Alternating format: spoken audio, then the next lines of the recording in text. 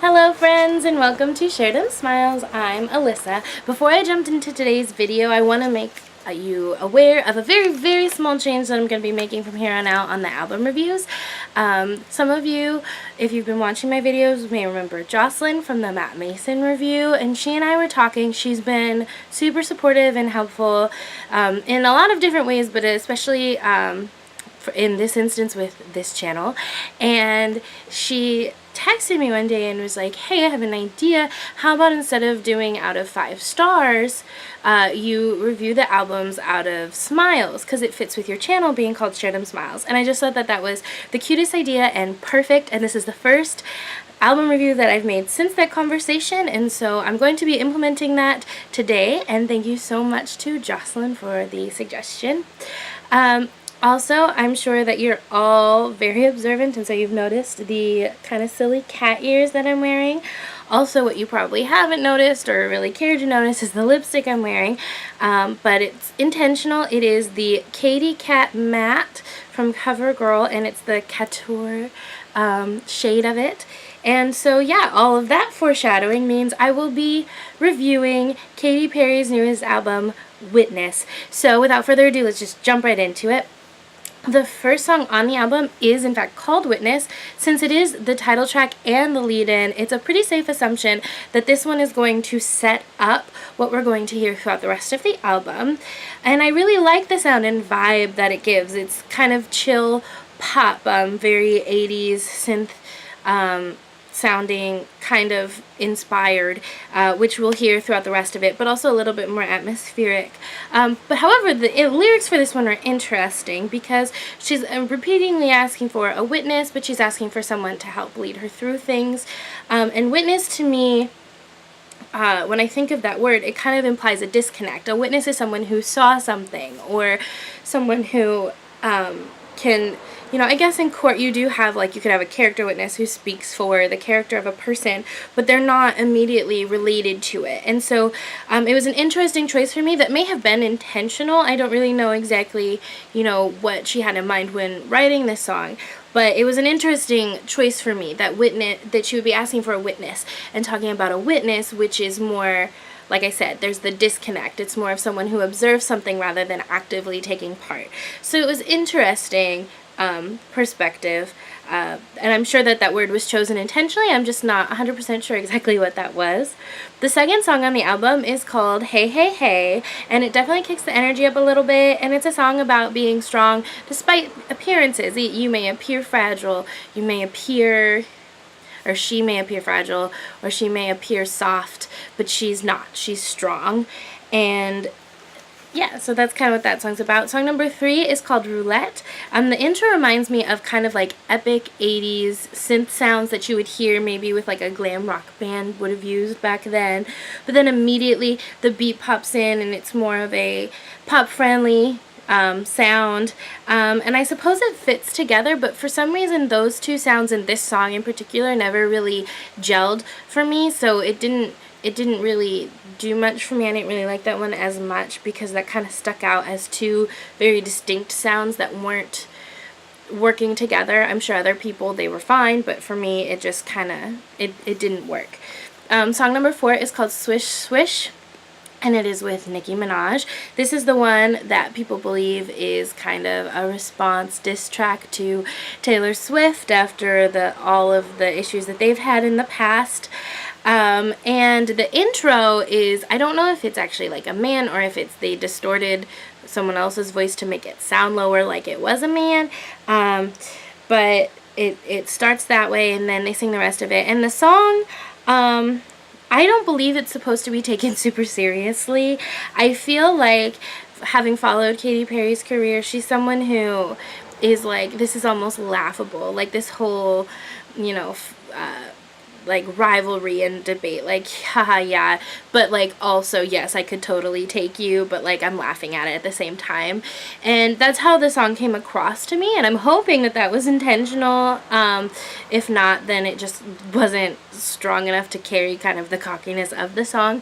But I do think, having followed her career a little bit more, that there is supposed to be some humor kind of infused into it. Song number 5 is called Deja Vu, and by definition, deja vu is a feeling of having already experienced the present situation, which at this point in the album kind of felt very fitting. This song sounded like all the other songs that kind of preceded it. It fit in with the feel, but I wasn't getting anything new. At this point, nothing had really stuck out to me as like a standout song, and we're already on the 5th song. So it kind of felt appropriate with this coming right here with the title of it. That being said, as a standalone song, I did like it. It wasn't that it was bad, there was just nothing popping out at this point yet. The 6th song on the album is called Power, and the intro is definitely interesting and different. The song is about personal strength, and the instrumentation in general on this one is a little strange and at times almost feels a little bit all over the place, but it's definitely, I feel like it's still definitely calculated. It comes together better for me than Roulette did. There's like these drums that keep coming in. It like kind of it feels almost like Strange Times, but it actually does make sense overall. And so finally with this song, it did stand out to me as being different and having a different sound. So it came right after Deja Vu, so it almost felt like it was intentional. I'm not saying it was, but that's what it kind of felt like. Song number 7 was called Mind Maze, and it had like the smooth kind of sounds that we've come to expect throughout the entire album. And the sounds really worked well with this one. I really liked this song. Song number 8 was called Miss You More, and it was a slow song where the music went very well with the message. The chorus of the song basically repeats over and over, I miss you more than I loved you, and it's real emotional stuff to explore, which at this point, this kind of felt like, besides like the actually, this felt like probably the first time throughout the whole thing that we were really delving into emotions more. Not that the other ones were all light and fluffy, there were definitely messages to them as well, but this one felt like it started to delve more into that. Song number 9 was called Chained to the Rhythm with Skip Marley. This was kind of the lead single off of this one, and I love this song ever since I first heard it. I was first introduced to it at the Grammys when she performed it. I love the beat and the feel of the song. I love the sound of it, and I also love the message of it, even though I feel like the message is a little confusing in that it's been interpreted different ways by different people. Some people think that it's almost hypocritical of her because she's singing about how we're all chained to the rhythm, and yet by putting out these kind of club dancey songs, she is part of the problem. But I would argue that it could be, even in my own mind, depending, I guess, kind of where I'm at, I interpret it in 2 different ways. And I think in one way she's saying, this is where we're all at. Now I'm calling us to be something else and to make that change. Even though we're all currently chained to the rhythm, let's kind of like elevate ourselves now that we're becoming more self-aware if that's what we are. And also, sometimes like there's a lot going on in life, and you almost need that breakaway, that something different, and to distance yourself from all of the things going on in the world. And Chained to the Rhythm to me is when you go to the club to take that break too. So I feel like depending on where I'm at mentally, I hear it both ways. I don't know exactly which way she wants us to, but I think both are really powerful messages, and so I really love this song no matter which frame of mind I'm in and which way I'm listening to it. Song number 10 is called Tsunami, and it's another song that fits and I like it, but ultimately I could kind of take or leave. It didn't do anything to stand out to me. Song number 11 is Bon Appetit with Migos. This was her other single that came out prior to this, and it's a fun song. It's very clearly about sex, and it's very repetitive, and it's fun, and it fits kind of in like a Katy Perry hit song, but it's not, to me, a real standout. I don't think it's necessarily going to be anywhere near her strongest. I clearly favor Chained to the Rhythm, but it's a fun song. Song number 12 is called Bigger Than Me, and in this song she talks about being called to something bigger than herself. And I actually really loved this song because I loved the idea of it. I loved her delving into that more and talking about it, and how, you know, it's not about her, it's about something else bigger entirely, and how she has to do whatever it is that she's singing about because it is about that. Song number 13 is called Save as Draft, and this is about wanting to reach out to someone after ending the relationship, and reach out to an ex of some kind. And this one to me sounds like more of a personal connection. Like, she had more of a personal connection in the delivery of this one. The emotion definitely came across through her vocals, I believe, and I'm a big fan of this one too for that exact reason. Number 14 is called Pendulum, and this is a fun song about moving forward and kind of staying true to yourself. And in the refrain, they say over and over, life's a pendulum, it all comes back around. And I personally really like the gospel choir sound, like singers that come in during this song. It's just a fun song right at the end.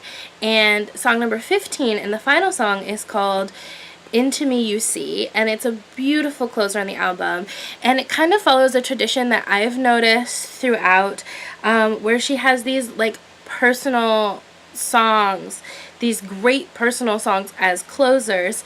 If you go back, her first album, or not her first album, I don't really know her first album, but one of the boys, she has Fingerprints, which is more of an upbeat one, but that's where the upbeat ones kind of end, because then in Teenage Dream, it's Not Like the Movies, and then in Prism, it's By the Grace of God. So she always kind of ends with a more emotional, personal song, and I actually love that that's how she ends her albums, that's kind of something that we've seen happen time and time again, and I hope to continue to see. Alright, so overall, I would give this album probably, I'm going to give it, this isn't even what I have written down, but I'm going to actually, in talking about it, give it a 3.5 out of 5 smiles. It took a while for me to really get into it. Like I said at the beginning, it was kind of a little off, and it was all good, but nothing was great and standing out to me. And I don't think that this is necessarily as strong as some of her other albums. I love Katy Perry. I have followed her since I was introduced to her back when One of the Boys came out, and I've bought every one of her albums. I really like her music, and this one is good, I mean, but there's just some of it, it took a while for me to get there, whereas usually I'm a little bit more engaged right away, and there was just a lot of it that I felt like didn't reach the potential that it could have. And I do think that, you know, again, these are upon first listen album reviews. I feel like as I listen more, it may grow on me, but this is just kind of where I'm at right now.